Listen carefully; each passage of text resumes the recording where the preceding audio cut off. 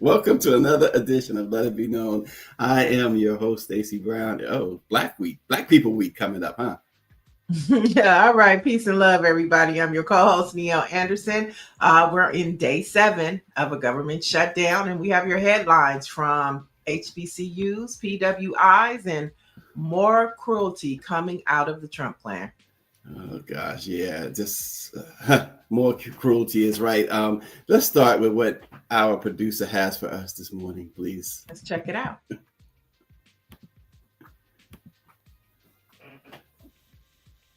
Stop scrolling and listen up. The Trump administration is coercing colleges to adopt his political agenda or risk losing federal support. 9 schools have been asked to agree to give the government substantial control over who is admitted, what they can say and learn, and whether they can thrive on campus. This move is the latest in the Trump administration's pressure campaign on colleges and universities and can limit opportunity for Black students and professors if schools comply. Using public dollars to push a partisan political vision should raise major red flags for anyone interested in going to college, anyone who cares about equal access to education and the freedom to learn, and students of color across the country. This move is not about fairness. It's about control. Taxpayer dollars should not be used as partisan political strings. We've seen this tactic before, and we cannot let it play out unchecked. Students, parents, and alumni of these 9 schools should contact their provosts and urge the university not to sign the Trump administration's loyalty oath. Stop. And this is what's going on, Niele, throughout the country with these schools, even as RNG was posting about this whole idea of Blexit on the HBCUs. Yeah. I was just going to say we have more information on both of those stories a little bit later in the show. Mm-hmm. Absolutely. It's out of control. And I even see the vice president has some strong words to the former vice president. So she did not mince words either. But the White House, folks, has continued to wage war against the American people, not through bombs or foreign troops. Of course, it's domestic troops, but through policies also that have stripped workers of their dignity, their pay, and their hope. The cruelty is no accident. It is deliberate, orchestrated, and flaunted as a spectacle of power. They've turned its might inward, and its victims are the citizens who once believed they were free. A newly released memo from the Office of Management and Budget claims that federal workers forced into furlough during the ongoing shutdown may not, probably will not, receive back pay once this shutdown ends. It's more cruelty from a very, very vile administration. Yeah, Donald Trump said yesterday, I would say it depends on who we're talking about when discussing who would get paid and who wouldn't. So what does that mean? Does that mean that if you're a Republican, you get your paychecks? And if you're not, if you're a Democrat or independent or Green Party, you won't get your pay? I mean, this is ridiculous. And it's like, what I really like, I hate to say it, is I hope that more air traffic controllers call off of work. I want to see the United States do what Italy has done. I want to see the United States, we the people, shut this shit down, because that is the only way you are going to speak to these corporate greedy MFers, in the words of our vice president. That's exactly what she said. Oh my God. That's the only way, because once these individuals, so O'Hara was yesterday, right? the impact of the air traffic controllers hit Chicago yesterday. And what's going to happen is if these air traffic controllers and these TSA people start calling out, it's going to impact the bottom line of these airlines, which are Trump's corporate friends. And at this point in the game, to me, that's the only way these white racist leaders in this country are going to feel the impact is if we, the people, start hitting them in their pockets and their friends' pockets. Well, yeah, this is like you said. He said it depends. Basically, depends on who they are. They may get paid, may not get paid, or whatever. But it's a similar tactic that he's doing with funding for Democrat-led states. He's withholding. He and his crew are withholding funding from Democratic-led states. Again, I go back to Barack Obama, who many didn't agree and some did agree. But the fundamental thing is that he said, I am not the president for some people. I'm the president of all America. And this president is not the president for all America or all Americans. He's this is not a criticism of him either. That's what makes it even worse. It's not a criticism. It is what he embraces. But guess what? He's not even the president of his own MAGA people. He is the president for his corporate, rich, greedy friends. Right. That's it, and that's all. He don't even care about MAGA and the Trumpsters, because guess what? They're losing all their benefits, and they're part of that list that ain't gonna get paid too. Yeah, and don't bring up the reparations thing when it comes to Kamala and Democrats, because as Roland Martin was going off yesterday on the so-called FBAs, and the ADOs. He mentioned ADOs and FBAs. Where are they? The MAGA they had a reparations thing on the table down one of the south. Carolinas. Yeah, one of the Carolinas. And the MAGA said no. Yeah. Well, where you at? Where you at? Yeah, I might have to call some of my ADOS friends and see if we can get them on the show to talk about, how they feel about that, because they are really big at the forefront when it comes to reparations. I know, especially here in California. And so, they were very critical of the Black California state legislators out here when those bills didn't pass. And it was rightfully so. That was some trickery going on. And we also know that Governor Gavin Newsom has about at least 5 bills on his desk right now that he has yet to sign as it relates to reparations. Okay. But still, what's happening down there in the Carolinas and what the Republicans did, I would be interested to hear what they have to say, since they have so much to say about Black legislators and Gavin Newsom. Yeah, their master done told them what they accepted from their master, but they won't accept it from a Black. At least they accused the Black woman of not wanting reparations. But their master say, you're not getting it. Okay, boss. Yeah, boss. These guys, what I've found with many of them, is that if you are Black and have any position of power anywhere, they will do anything what they can to denounce you. Right.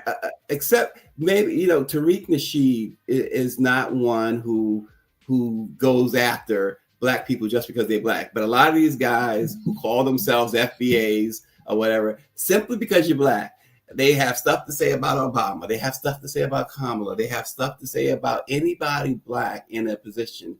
And it's just so weird to me. But nonetheless, carry on. And you know what? The reality is we're fighting for their rights too, because they have they should be able to feel how they feel and be liberated to say it. And so as we fight for our rights, we're fighting for theirs too. I mean, because this is a country to where back a few years ago, we were able to have, conversations where we agreed to disagree, and that's fine.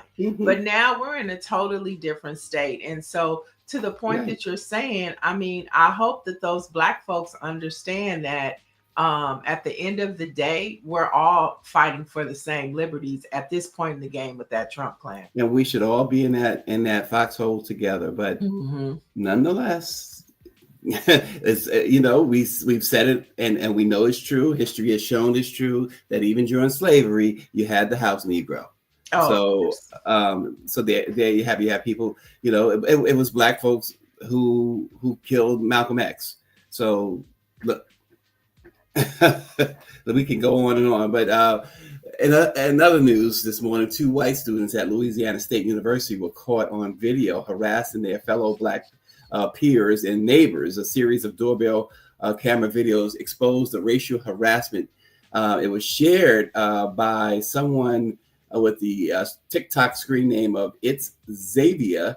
And it had over 11.5 million views. And the TikToker says she and her roommate endured verbal abuse and racial slurs from their white neighbors yelling through the apartment walls of their off-campus complex. She says it's messed up, and that's why this is what they were yelling at, that their culture is messed up. They didn't say messed up, but you know what they said. One of the white students could be heard saying on the doorbell camera footage, referring to black culture, calling the N-word and everything, dumb N-word, and things of that nature. So this stuff, again, the attempt at intimidation is ramping up, Niele. You know what I find fascinating? Those same white boys will be at the football and basketball games rooting for the black folks. Yep. Because they got on the purple and gold. Isn't that Exactly. LSU purple? And so it's like they have this mentality that, they still have like this master slave mentality. Like it's okay as long as you're doing something that I think you should be doing, or you're doing something for me, or you're doing my bidding. I just find that very bizarre how white people think versus other people think. It's real weird. Well, it's simple. It's quite simple. Those type of people, it's like they see the slave working, they want the slave in the field, and that's it. The NFL, you've described it. We've described it. It's just like that. You got the so-called owner in the box looking down at the gladiators, and that's all those gladiators can do for them. Right. Is entertain them. Right. That's it. It's folks. Look, this is the white monsters are back. They're back. They're back. Dr. Joni Wright, performing for white people, and RNG is 100% right. ADOS and FBA only come around every 4 years if a black candidate is on the ballot. Of course, it's their mission, it seems. And like I said, it's so interesting because one of the more prolific of the FBA folks is Tariq, and Tariq is not anti-black, but many of them are anti-black. Tariq is not anti-black. Tyreek, I think, is Tyreek. What's his last name? Nasheed. He's a comedian too. He is a comedian, yeah. Yeah, he's part-time comedian, part-time activist. I just find that so funny. Yes. I don't find him to be anti-black though. He's very liberal, but he walks a very thin line. You know what I mean? He knows he's provocative. He knows how to be provocative. Right. And so yeah. But ADOS, I find some interesting and some positive things about the things that they do. I do. I like what they do in the space of reparations. But to the point, I would love to hear what they have to say about these white folks down south saying no to reparations. I want to know what they have to say about that. Right. You certainly held the gun to the heads of the black lawmakers. Where's the smoke? Right. Where's the smoke for the others? Folks, flipping the script a little bit. So you ever needed to get or know someone who needed to get approved by their health insurance carrier for a certain procedure, a certain blood work, or whatever it might have been? Well, there is a little known appeal that shows that if they deny you, you can actually overcome it. ProPublica, again, I just enjoy ProPublica. Every chance I get, I will boost them up. They did a great investigation on this, and they're finding that across America, I should say, families are being crushed by insurance denials, life-saving treatments rejected, patients told no by companies that gamble on your silence. But they investigated and found something very powerful, that you don't have to accept it. Hidden deep inside those denial letters is your right to fight back. And external not internal, external appeal that can force insurers to pay. Independent reviewers often rule in favor of patients. So don't give up. They tell you, don't let bureaucracy decide your fate. You have the right to appeal and the power to win. And what they're saying, folks, if you go to, it says, every state has a CMS, Centers for Medical, whatever, right? CMS, CMA, I don't know. Look it up. But you could, if you go through your state, they will help you with an appeal of a denial. A lot of people do not use this.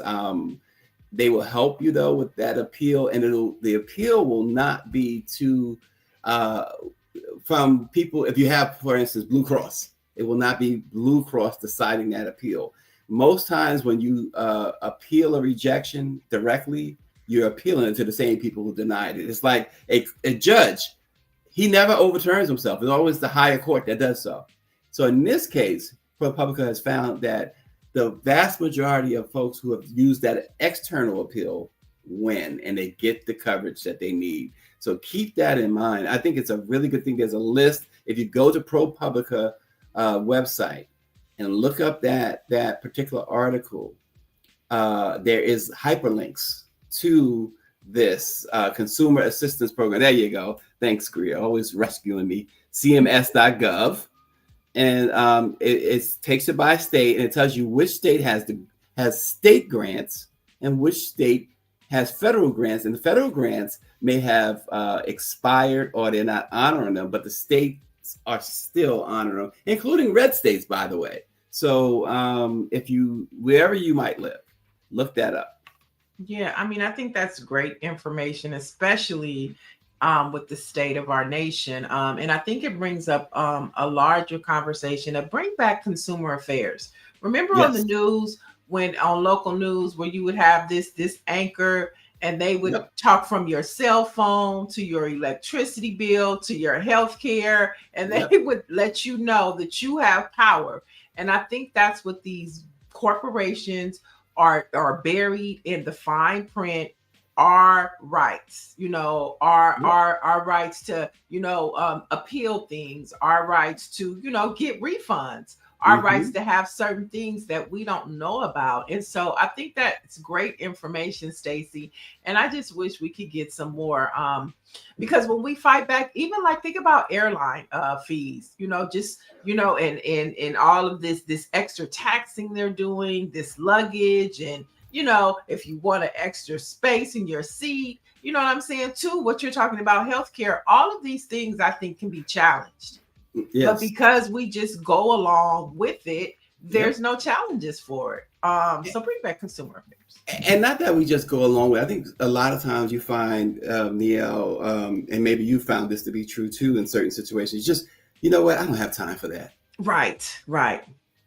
And when it comes to your health, I mean, look, I do it myself sometimes too, but we should always have time for it. Dr. Joni says, just like big corporations, they prey on people giving up and just not fighting to appeal or to, in some cases, get their refunds back. They make money off people, off making it hard for people to fight. And Dr. Marilyn says insurance companies are paid well for denials.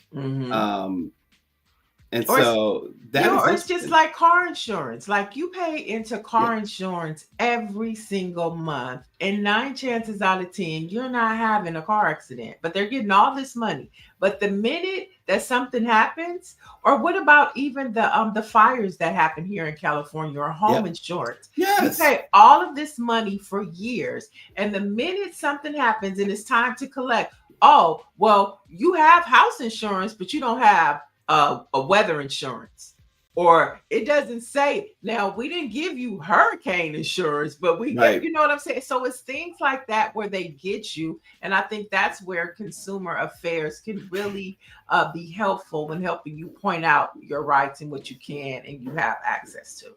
Yeah. Well, folks, so we're gonna lighten it up a little bit. Well, the Fed. There's a couple more comments. Okay. Not the Fed says any insurance is a scam, especially with when the government requires it. A lot of people make that argument, Niele.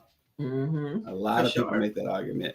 We're gonna lighten it up, I think, a little bit. Certainly want your comments on this. It's a talk on social media. Cam Newton has social media ablaze, the former football star, with his demand to know his girlfriend's body count. We have a clip. Let's take a listen to what Cam had to say. Her list. Of who she I want to Names, know. I addresses? needed to know. I have Oh to. my God. And I'm going to tell you why, though. I want to know. Because before I sit up here and really keep moving and elevating our relationship, I want to know who got one up on me. And if I'm willing to take on that burden, because why I want to know? If you had any type of relationship, intimacy, experiences with people that I really know, I need to know that. I'm owed that. Because if you don't give me that, you got me, hey y'all, this my girl. And you got somebody over there in that corner like, that I don't know. What's up, my boy? You good? She bad, ain't she? Yeah, that's mine. Baby, you want some juice? You want some punch? But you're a special man, because a lot of they're too insecure to actually really hear that. That has You're a nothing special man. That has nothing to do with insecurity. But this is where I want women to understand. If she had been with somebody that was close to me, I would have had to respectfully, I'm not there yet. I can't. Not that grown yet. I can't carry that weight yet. Right. Got it. I see what RNG. I generally don't pay attention either to Cam Newton. I agree wholeheartedly what you said, RNG, that he has coonish tendencies. But this one caught my attention only because everywhere I turned, every platform I turned to, they were talking about it. Let me say this, and Niele, you certainly going to have the last word on this one, but let me say this. When I first heard it, I said, this guy is such an idiot, because he is an idiot to me, in my opinion. He's an idiot.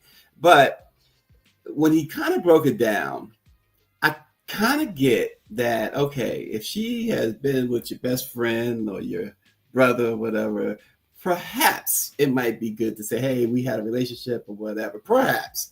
I kind of get that, but this idea... Listen, to each their own, but this idea that, you know, he did admit, though, that he couldn't handle it, that, you know, his ego or whatever, but I don't know. I'll let you take it, Niele. No, I think context matters. And it wasn't just that he wanted to know her body count. He was just more specifically interested to know if one of my boys, you slept with one of my boys, I need to know. And I think I would want that same courtesy too. It's not so much how many women you slept with, but if you slept with one of my homegirls, I need to know that, because I want to be able to make the decision to say, you know what I'm saying? Because things can get a lot of tricky with alcohol and a good weekend vacation, you know? And so I'm with Cam Newton in the context of if it's one of my homies. Now, I don't need to know if you slept with Becky, Sue, and LaQuisha. I mean, I don't care. You know what I'm saying? But if you slept with the homegirl, I need to know. Off limits. I need to know. And I'm with not the Fed. It's a fair question in the context of if it's one of my family members or my friends or acquaintances. Now, and Helen Brown says, what's his body count? Now, I will say this. Jasmine Brown, his girlfriend, said that she loved, this is her quote, I love that he asked it, because she said it was a, quote, weight off of her chest. Oh, so she has slept with one of the homies. She didn't say that, but it kind of like. I mean, that's what he said. He was like, "I need to know about the." Oh, okay. So see, he got wind of something. Somebody put a little bug in his ear. Well, now they didn't say all that. Question. They didn't say all that. Now, so you kind of. You can read between the lines if she said, "I'm glad he asked," because definitely it was bugging her. Like, damn, should I tell her that I slept with the homie or the cousin? Should I tell her? Well, see, Now Greer says I had to tell. She said she had to tell her ex way back when, if you sleep with her, you ain't getting none of this. She said she told him straight up. Yeah, I agree with Cam. Like, I want to know. I don't need to know who, but I just need to know if it's in proximity to me. She said I can't do it, but wait a minute. So you said proximity, but then you do need to know who, right? If like I say, if it's somebody that I am friends with, that I am related to, even that I work with, one of my colleagues, I need to know, because I can't be parading you around and they know, because then guess what that means? They think that you and them have a secret. You know, the Escape song, You're My Little Secret, and that's how we should keep it. That is giving You're My Little Secret vibes. See, Greer needs to just join the conversation because she's got a lot to say back there. but I'm telling you, she said, nah, son. But yeah, I need to know, you know, because that means that there's a secret that I don't know about, and I'm supposed to be the best friend. Okay, but here's the other part of it, too. Right? So here's the other part of it. So I don't like if you have dated somebody that close to me, I can't get down like that. Like But it's too late now. If he's been with this girl for a while, so if he's asking now, you're already in. Like, that's a question you probably should have asked before. Right. But now that they're in, he just want to know, and so you know, so what are you gonna do? Dump it? Huh? No, I just think he needs to know. He just wants to know. He might have got wind of something, right? And he doesn't, you know what I mean? He might have got wind from somebody. One of my perhaps my closest person I grew up with and stuff, Reg, him and I would hang out and stuff. There is no way I would ever, and it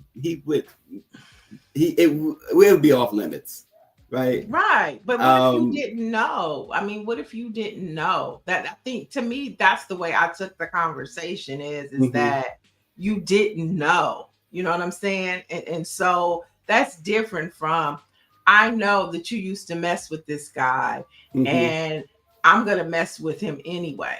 That's different than me meeting you, we're dating, and then 6-7 months down the line, I may find out that I slept with one of your friends. I didn't know that was your friend.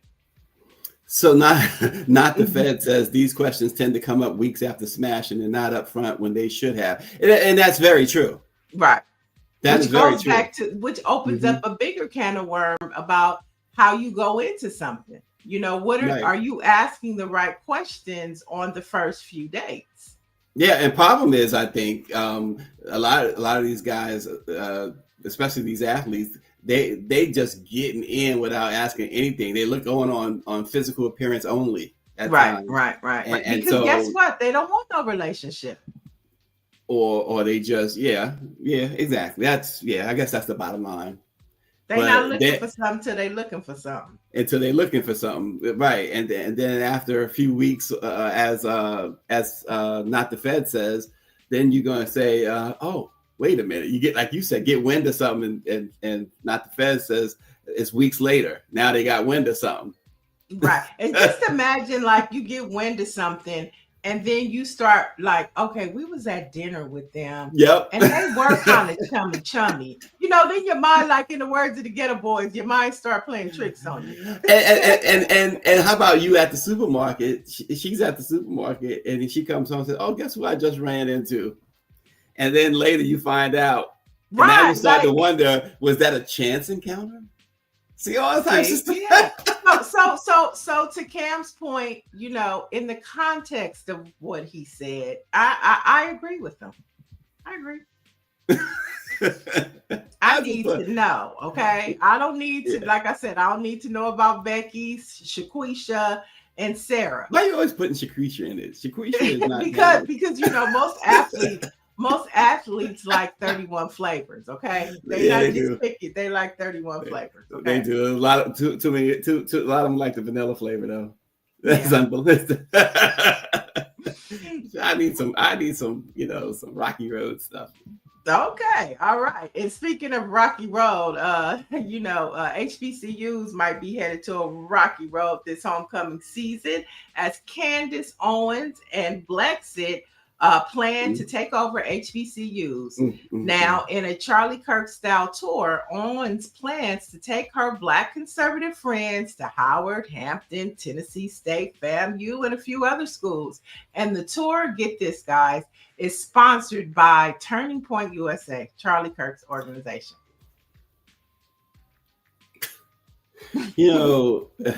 She's another one. Remember, it was just recently that there was this small debate. It wasn't a big debate, and it should not have been, whether she should be invited back to the cookout. And the answer was an emphatic no, and it's going to always be an emphatic no. And so I guess she realized too that she's wormed her way back into, or trying to worm her way back into the good graces of the MAGA folks, because she was losing that too. So, this grifter will grift to anything.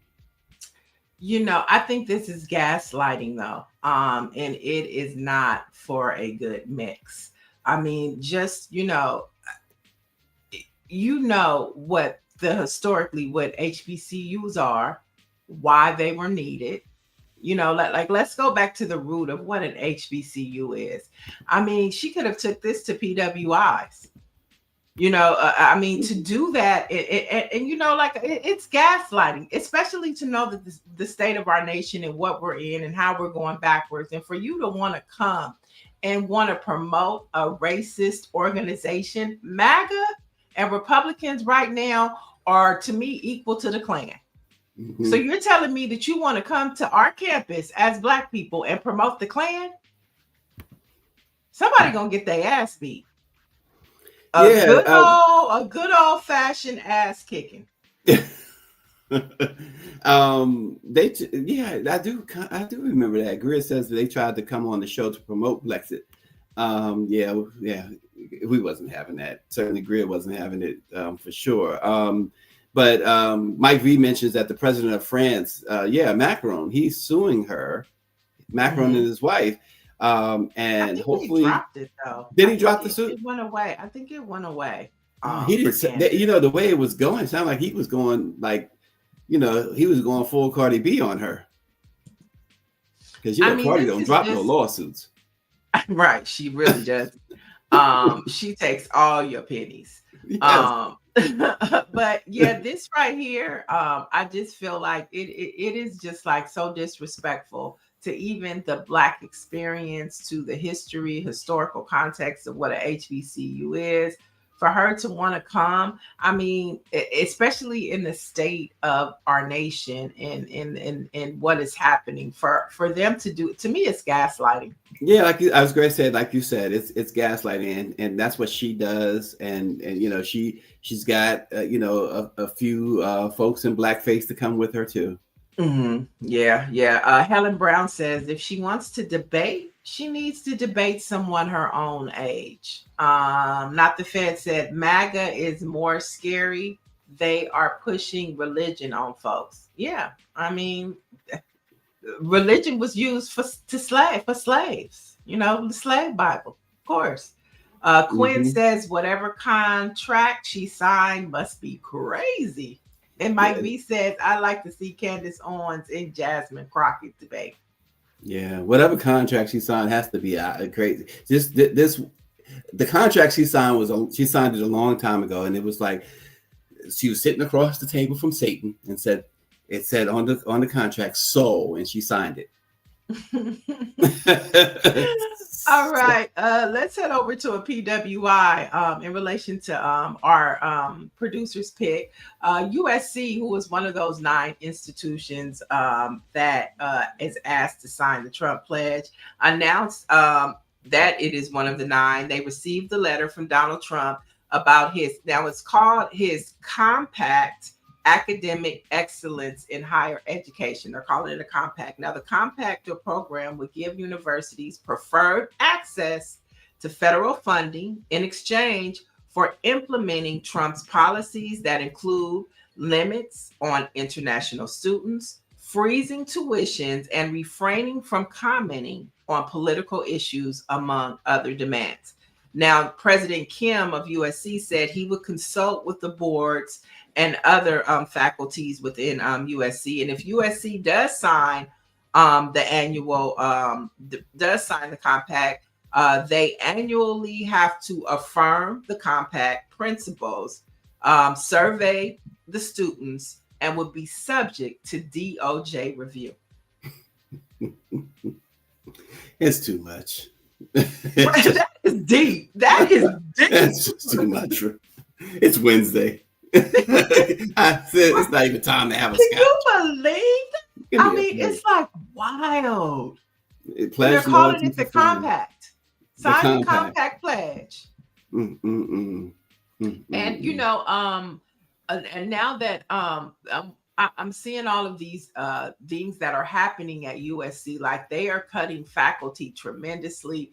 Just yesterday, their engineers program, their student employees, they had to like let all of them go, and then they had to reapply for the job if they wanted it because they downsized the numbers. So it's a lot happening. And so basically Donald Trump has taken all of their funding and basically said, if you want it back, take the pledge. Yeah, folks, if you haven't recognized it yet, this is exactly how Mussolini took over, how Hitler took over. This is the same pattern that all these others, Gaddafi, Idi Amin. This is all the same pattern. There is nothing new under this sun. Same patterns, education, everything. Yeah, right. Patricia Jackson says, pledge loyalty for funds and not the Fed. Says, anyone remember the Crusades? I don't. What are the Crusades? Sounds familiar. I can't explain it until somebody else starts explaining it. I'll say, oh yeah, that's it. But so that's what's happening over there. And of course he's starting with these 9. But let's see, once you get these 9, guess what? And this is what now I'll be interested to see if Barack Obama is going to say something, because when things were happening at Howard and his alma maters, he was like, they need to stand up and speak out. And I'm hoping these 9 universities do the same, because if they take that pledge, it's over. No more free speech on these campuses, period. Well, and that's the point of it, right? We talk all the time about the networks and by the way, we mentioned Al Sharpton yesterday and MSNBC. Now Trump has ordered the FCC to go after MSNBC. So the Crusades, by the way, were a series of religious wars initiated, supported, and at times directed by the Pope during the Middle Ages. Yeah. Orange said the Holy Wars, Christians versus Muslims. That is the Crusades. Started by the Pope. Okay. Started by the Pope.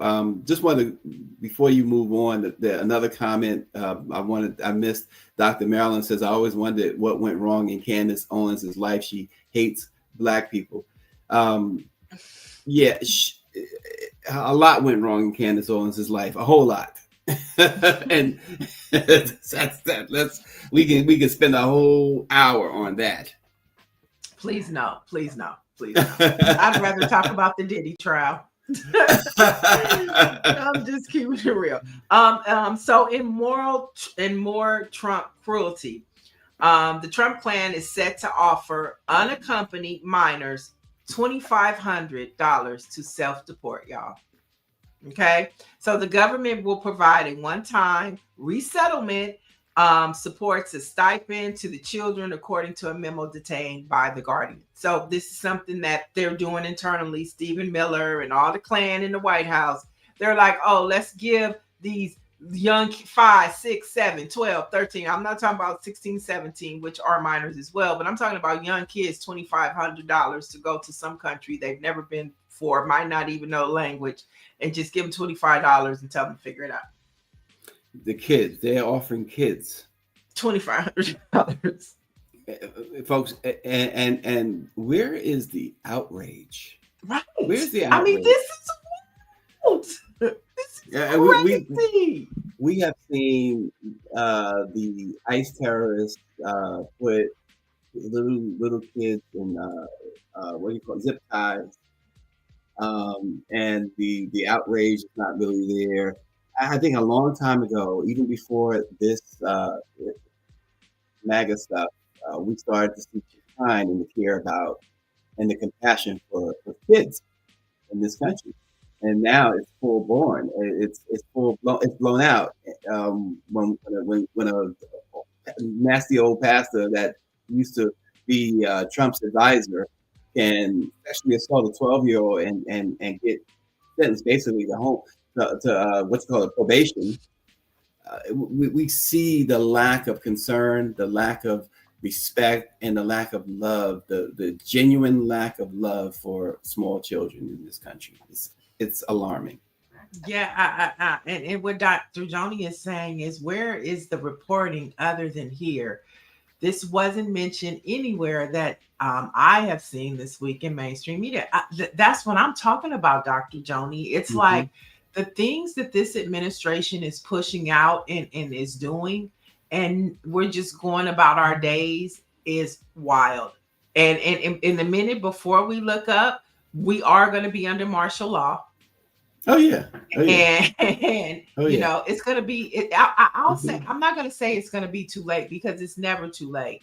But the way that this administration is ramping up just the vile cruelty among people of color, and nobody's paying attention. It is quite disturbing. It's like you have said that yes, people have argued about immigration reform, and there's a way of doing that. There is nobody who has half of a heart that can support what they're seeing. You have to be of a sick mind to support what you've been seeing. You have to be depraved and disgusting, and you're the type of person that you don't mind seeing them suffer for about 12 years and die of a very slow, painful death. I'm just, I mean, you have to be like, there are people like Candace Owens and people who speak to say that they are for what's going on here. Well, Big Cheese if I had a, Big Cheese says, I support Trump's immigration policies to get the folks out of the U.S. That's just, that right there is gaslighting, and that's just trolling, because obviously this person is either off their medication, need their medication, or disguising themselves as a Black person who really is, a very hateful racist in himself. It's got to be one or the other. It's right. And somebody who was probably molested as a child. Well, I mean, and never got help. Too far. That's a little too far. I mean, but I'm just saying, it's okay to want immigration reform. I think a lot of Black people want, a lot of Americans, most Americans want reform. Whether it's immigration reform, whether it's gun reform, whether it's healthcare reform, whether it's education reform, whether it's criminal justice reform, whether it's prison reform, we get this country needs reform, but there is a way that you do it. Everybody likes to bring up Barack Obama. I don't know if the stat is still the same now, but he deported more immigrants than any other president. But guess what? It was done in a respectful way. Very much so. What this Trump clan administration is doing is cruel, and it is reminiscent of their origins of bringing slaves over here. It's reminiscent of slave catchers, and it's reminiscent of white racist actions. That's what this Trump administration is all about. There has never been an FBI or a local police statistic that showed crime by immigrants even came close to crime by American citizens committed by immigrants. There's nothing ever. I dare anyone to find that, because it doesn't exist. There has never been a stat to also show that immigrants are taking your jobs There's never been a stat We don't want to say do that it. We don't want immigrants, to do it. right? That immigrants are getting tax refunds that you're not getting. They're not. They're not getting social services because they are undocumented. There's, in other words, show me where an immigrant, whether they're here legally or not, where it has hurt you. Right. Expat, and I was just about to say the same thing. They are taking jobs no one will do. Black folks ain't picking shit no more, okay? we don't want to sell no oranges on the corner, okay? And they have said that, right? Flowers, we're not doing that. The MAGA folks have said that. Oh gosh, we don't got nobody to tend to our crops now. And it's not gonna be. And guess what? Right. Guess who it's not gonna be? It ain't gonna be us. Exactly. It ain't gonna be. You better go down to the rural and go get John Boy and Billy Bob. Exactly. Go and pull the hoods off and take their ass to the cabbage fields and let them pick it. Yes, since y'all so concerned and y'all don't want the immigrant, the undocumented immigrants here, y'all go pick the shit. Yeah, it's just asinine that folks, whether you black, white, or whatever, to get excited about what you are seeing, the inhumanity, the separating the families, taking the little babies and putting them in zip ties and putting them in a back of a U-Haul truck and taking them, shipping them off, disappearing them. And I support that. Are you kidding me?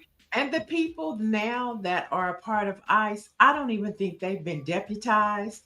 Forget deputized. I don't even think they've been trained or deputized. And they are just letting anybody. They don't even have on full uniforms. All they have on white t-shirts, jeans, and a mask, and maybe a can of mace. And once again, the untruth that this individual claims that they are getting welfare subsidized. They are not. They are not. We have done millions of research, millions of stories. They are not. They are not getting subsidized housing. What they generally do is perhaps you can take a lesson and everyone else can take a lesson. When they come over here, what they generally do is about 20 of them find jobs, live together to pay the bills and make it easier for the next person in their family. That's what they do. They are not signed. You cannot get these benefits if you don't have a Social Security number, a legitimate Social Security number. But here's what they are doing and have been doing, even though they can't get those social services that you get or you can get. They're paying taxes that many of you won't. That Trump's friends detest. Trump himself detests paying taxes. They are paying taxes. Right. EC, what is that? 021 PGO says, I remember at the WIC office being full of illegal immigrants benefiting from the program under Barack Obama administration. But when Trump became president, I saw the WIC office clear the I'm not gonna say it, undocumented. We'll say undocumented. Fundamentally untrue, because once again, if they are undocumented or illegal, as you like to say, they are not eligible and they do not have the paperwork to get this stuff. It is fundamentally untrue. But some of the stuff they do. Some of the stuff they do have, but some of the stuff they do have access to. I mean, like I'm saying, I'm with reform, but there's a way that you do it. There's a way that you do it. Yeah. Well, let me just say something really quickly about this, because I think this is where a lot of the confusion lies for most Americans. You know, a lot of Americans, they complain about people having access to social services that they themselves don't pursue. It isn't that you couldn't get it, you didn't pursue it, or you didn't 100%. Qualify for whatever reason. I don't know. But for New York, for instance, there was complaint about housing immigrants, right?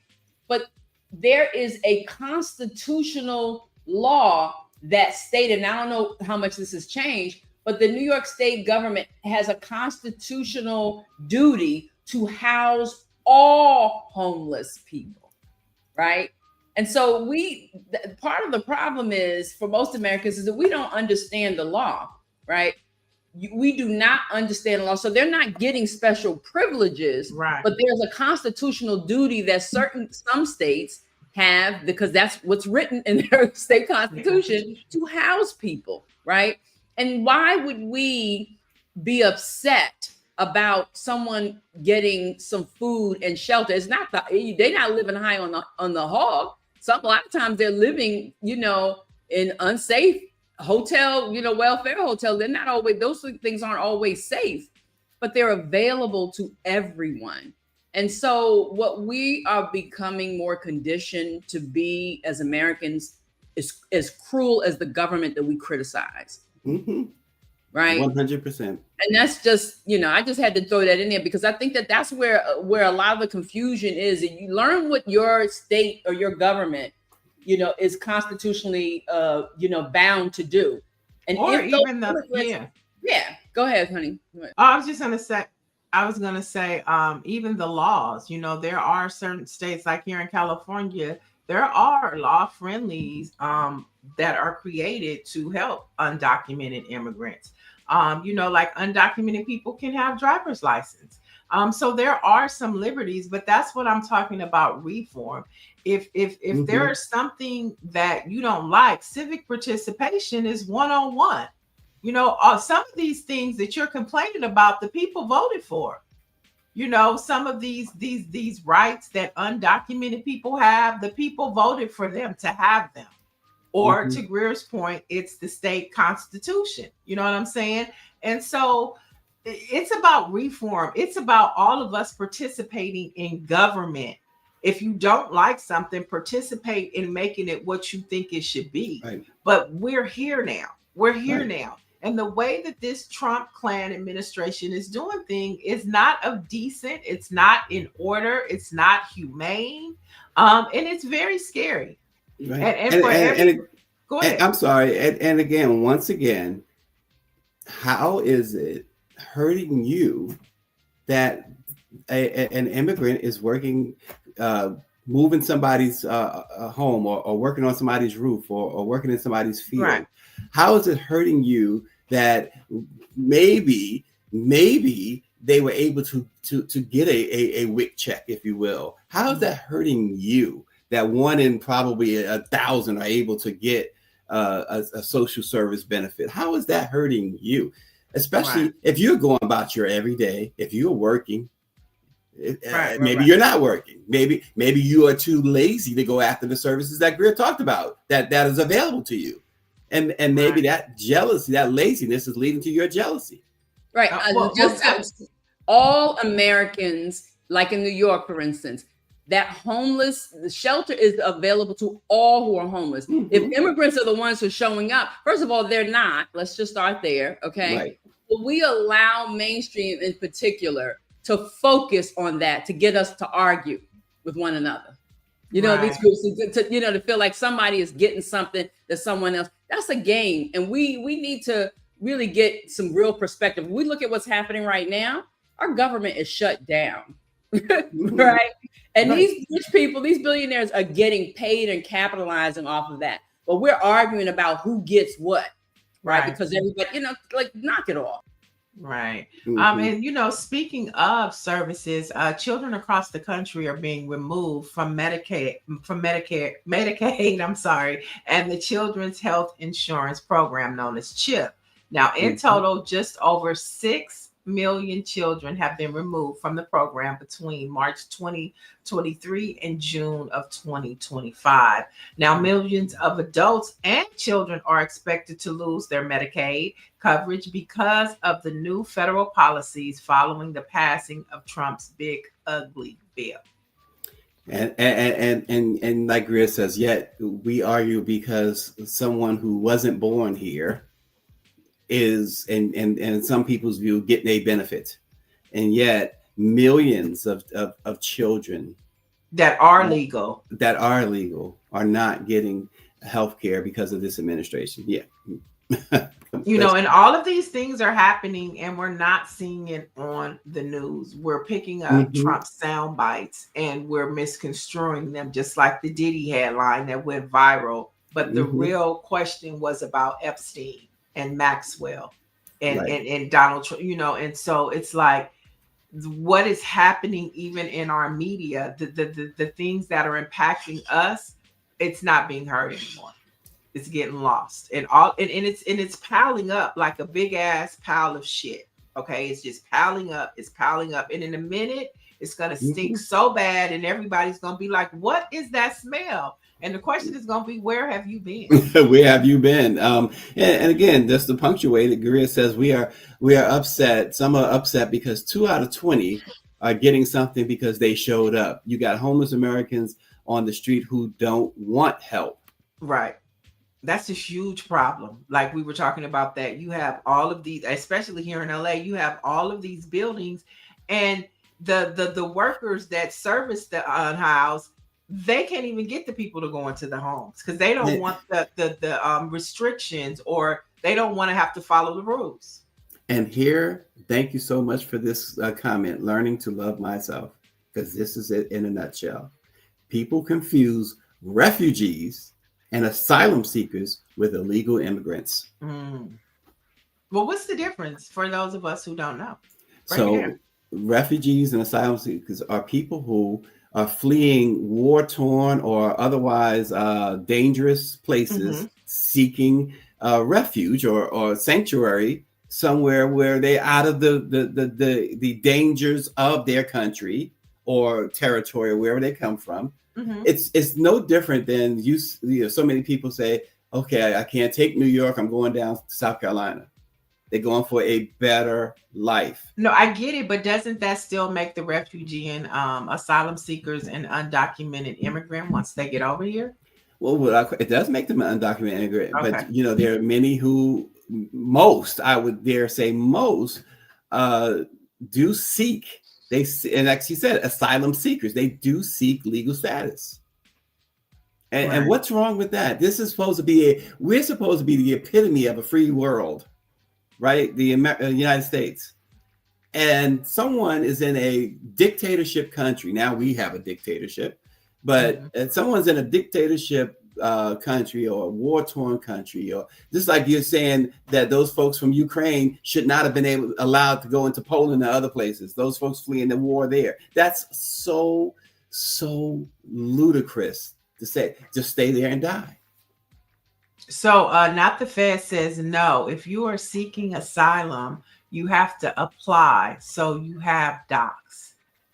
You have to apply.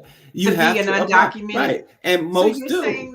So you're saying that you could be over here in the United States and be a refugee or seek an asylum, but you're not an undocumented immigrant? Is it one of the same? So it's one of the same, really, because understand, once you get here, once you come across that ocean, and you don't have papers or anything like that, you probably couldn't get papers or anything like that because you are fleeing a dangerous situation. You're immediately undocumented, and in some views illegal immediately. So it's the why. So everybody is an undocumented immigrant, but it's like, what is your why? Like, I just came over here to have a better life, but some people are seeking asylum or they're refugees because of the conditions of their country. Okay. Yeah, exactly. You know, there and let's also not miss the point too. This mark, I should say, the face of, and I think Greer said that too. The face of undocumented has become brown people of color, right? There are just as many, if not more, Europeans who have fled here. From Eastern Europe in particular. And no one said, look at Melania Trump. Right. Eastern European. Yeah. Don't forget, you guys, there is a moveon.org petition to detain Melania. It's over on moveon.org. As I said, I will take Melania and her kids for a trade. Y'all take Trump. All right, let's jump in. We got another one about the shutdown. So the shutdown has led to the closure of one of Atlanta's most significant civil rights landmarks, the Martin Luther King Jr. National Historical Park, leaving visitors disheartened after traveling from across the country. Now, tourists who arrived hoping to visit Ebenezer Baptist Church, where Dr. King once preached, and the adjoining visitor center were instead met with locked doors and empty grounds. I mean, but they could have went to church on Sunday because Senator Raphael Warnock is still the pastor of Ebenezer Baptist Church, right? He's a pastor over there. So they could have went to church on Sunday. Just saying. If you wanted to see it. Or maybe we'll go to Bible study. But on a serious note, this is another thing that is happening all across the country. We reported last week that the African American Smithsonian didn't know if they would be open this week because of the federal shutdown. And so, people going to Washington, D.C., all the Smithsonian museums are affected by that. As well as you see, the King Memorial and lots of other national parks. They say that some of the parks are going to remain open, but the park rangers say that's dangerous because they don't have the staff to man the parks if a bear comes or, whatever. And so our country is at a very critical place. And I just think that people don't understand the state of our nation right now. Yeah. Especially when you look at how other countries across the world are responding. You know, that they're out there protest, that they are shutting everything down. And we're just kind of like moving on. And last but not least, sad news coming out of Michigan. Longtime CBC member Carolyn Cheeks Kilpatrick passed away yesterday at the age of 80. Now, she represented Michigan and served in Congress from 97 to 2011, and her legacy was rooted in service, family, and breaking barriers. And she's also the mother of former Mayor Kwame Kilpatrick. Oh, Kwame who was with all his problems. Who was pardoned by Trump. This guy, Kwame has a wild story though. He gets in trouble. He has a chance to make amends, gets in trouble again, and then finally he gets a pardon. Yeah. But right now we're gonna give him a little grace because his mama died. And, we're gonna talk about you later, Kwame. Right now, prayers of peace that surpasses all understanding. Kwame's story was on that A&E that I used to watch this show all the time, American Justice. And it was so interesting. Wow, look at that picture. Put that picture back up, Greer, because all of those people, Cummings, Jackson, Lee, they're all gone. I don't know about the gentleman on the end and the woman in the corner, but the three in the middle, they've all gone to glory. They're gone. That's not it's not Emmanuel Cleaver on the left, but it's not. Wow. Boy. Anyway, and lastly, on that note, because I see a couple of comments there, Dr. Marilyn and Greer, the shutdown. We worried about these immigrants and all that, but the shutdown, everybody's not getting paid. Nobody's getting paid. Nobody's getting health care. But Congress is getting paid. Right. I was going to say. That's what Dr. Joni and Dr. Marilyn are saying. Congress is still getting paid, and they have the best health care possible. They don't have premiums. They don't have copays. Right. They don't have anything except free this, free that, and y'all want to yell about somebody else. Yeah. Now, some of the Democrats have either put in a request not to be paid, or they're going to donate their paychecks to whatever is happening in their congressional districts. I haven't seen that come out of any of the Republicans. and Dr. Marilyn makes a great point. In less than 30 days, all services will be cut. Social services, he says, let's see how the crime rate goes up. And Dr. Marilyn, and I'm pretty sure Dr. Marilyn understands what she's saying there, because that's what the president wants, so that it helps his cause of determining that it's martial law and all of that stuff. That's what he wants. Yeah, so. And people are going to get more and more desperate, which makes crime rise. You know what I'm saying? And the Mhm. thing about it, we were on such a good trajectory. As far as just stability, like this country has no stability right now, period, none whatsoever. Yeah, yeah. And it's I think in, Greer has a. I'm sorry. I think oh, she go has a ahead. clip for us. They're trying to crash the economy so that they can buy everything up for pennies on the dollar. And they want to get rid of any public services that our tax dollars pay for and privatize them so they can profit on that too. But they'll still take our tax dollars and then we'll pay them more for less. That's the whole plan. We'll be indebted to our government that will own us. That's how Russia started to become what they are. They own everything, and you live and work and struggle and pay everything to them just to survive. Yeah. Doesn't that sound fun? Yeah. Prices keep going up. Salaries aren't going up. Everything's so expensive. The numbers, the jobs, the economy, everything is being kept from us. That's what's happening. We're making rich people rich, and they're making us poor. As that caption says, she absolutely nailed it. And that needs to go into every MAGA, Trumpster, Republican inbox. Everybody that voted for Trump, they need to get that. Country, we're so hot. They're trying to crash the economy. Yeah, try that at 100%. And so y'all want to go ahead and talk about y'all happy with this? Yeah, sure. And they probably the ones saying that they're good with this are the ones those behind there, those little keyboard warriors saying they're good with this, they're good with Trump or whatever. They're suffering just like everyone else, and they're too proud to admit it or too stupid to understand it.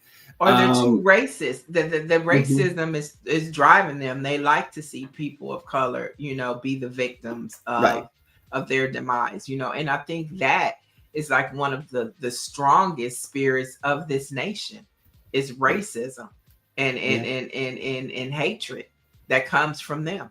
Yeah. They are their ancestors' wildest dreams. And we used to, I have a t-shirt that says it used to be proud of it. But at the end of the day, so are they. Yeah, exactly. A little Black history, because they want to erase all Black history. And so we're here to make sure that we continue to keep it up. On this date in 1894, Norbert Rouleau died at the age of 88, the son of a white plantation owner and an enslaved Black woman. Norbert invented a machine that changed the way in which sugar was made from sugar cane.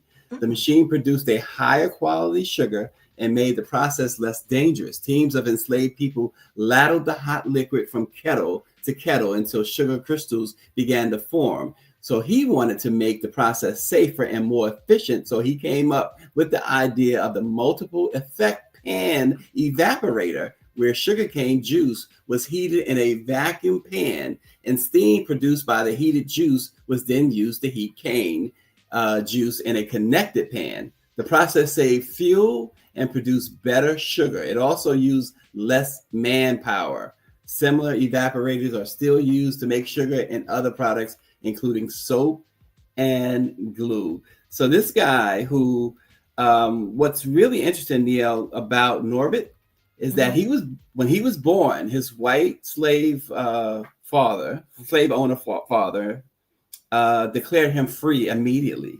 So he was able to go to France and get an education, but he never forgot that his mother was a slave. He never forgot that all those around him were slaves. They're working in those fields, in the sugar fields, the sugarcane fields.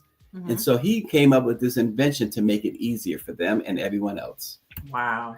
I love us. We're so rich, in knowledge, self-taught, self-taught. I mean, and that's why that's what they hate the most is that no matter what condition in this nation white folks have tried to put black people in the words of Maya Angelou, yet we still rise, and we still, you give us a bucket of lemonade, we're gonna make lemonade. I mean, a bucket of lemons, we're gonna make lemonade, lemon bars, lemon pie, and everything else. And this speaks to that, especially when you talk about why he did it. He did it to make it easier for us, for our ancestors. That's such a beautiful story. And that whole idea of not forgetting from whence you came. Right. That was still so in the many back today. Of his mind. Right. So many today. We have too many today who have so-called made it. They got theirs, but they don't want to see the rest of us have ours. That's a shame. Not the Fed said lemon wine. I never had no lemon wine, but I'm willing to taste it. You're willing to taste it. Okay. I'm willing to taste it. All right. And on this day in 1987, the king of rock and roll, I'm talking about Chuck Berry, was honored with the 1,857th star on the world famous Hollywood Walk of Fame. Now, his film biography, Hell, Rock and Roll, also premiered on the same night to celebrate his legacy. Yeah, the greatest right there. As aptly stated, and even Elvis called him the king of rock and roll because he simply was the king. And let's not, always remember where that music, that Elvis and the Beatles and everyone else, the Rolling Stones and others, made so much money and fame off of, came from where? Okay, so it's Chuck Berry. Now, I saw this, but I was like, I thought Little Richard said he invented rock and roll. Little Richard says he's the inventor, the originator, as he says. But Little Richard also says that has always said that Chuck Berry was the king as well. Chuck Berry, so many learned and followed Chuck Berry. Okay. So who came first, though, Little Richard or Chuck Berry? So based on what I understand from Little Richard, he was the first. But then Little Richard was first. Right, but first doesn't make you king. That is true. And I don't think Little Richard ever claimed to be king. I think he was always, I'm the originator, the emancipator. Okay, so he is the originator, emancipator, and Chuck Berry is the king. Okay, I get it. I can rock with that. I get it. It's like Aretha is the queen of soul, right? Yeah, she is the queen of soul. She is the queen of soul. Oh, man, there he is. Oh, look at that. That's an awesome picture, right? Right. That's an awesome picture. It's giving me Jimi Hendrix vibe. Oh, but of course, Jimi Hendrix came after him. Of course. Yeah. Wow. It's so much history that they want to take away, Niele. So much history. I know. And it's like, where do we find it? That's why we just have to keep encouraging you guys to support black owned media. Not black targeted. Right. Black owned. And I'm doing a little research to find out those local networks that Byron Allen sold. I'm interested to see if Sinclair and the other entity bought those stations, because if they did, then I think Byron Allen sold us out. Uh-oh. Byron's in trouble. I mean, if they bought those networks, like, come on, dude, you were supposed to buy it as a symbol of, building black owned media, and you sold us out, and now you're taking the McDonald's money and you got your snow bunny. Uh-oh, look out. Okay, I'm done. Our black owned newspaper of the day is the Black Chronicle in Oklahoma. The Black Chronicle newspaper services the Oklahoma City metro area's African American community. It has grown into one of the largest paid weekly newspapers in the state of Oklahoma. Currently, the Black Chronicle serves the entire state, including Tulsa, Lawton, Fort Sill, and Oklahoma City. So go pick up a copy, or better yet, go online and check out the Black Chronicle in Oklahoma. I love that. And for the latest in Black news and headlines that's inspiring and impacting the Black experience, you want to head over to BlackPressUSA.com. Somewhat of a new look. And you can watch older episodes of Let It Be Known. All you have to do is just head on over there. Head on over there. There you go. There Looks a you little, have it's a little refresher to the Yeah. site. Folks, thanks again for joining us. And we welcome the self-haters, the racists, and all y'all. So You keep know coming what, back. Stacy? We'll see you tomorrow. All are welcome here. All right. We agree to disagree. All are welcome, even the self-haters and the racists. You But know guys- what? You can't help yourself. I can't help myself. Jump back. I want to kiss myself. I'll see you tomorrow.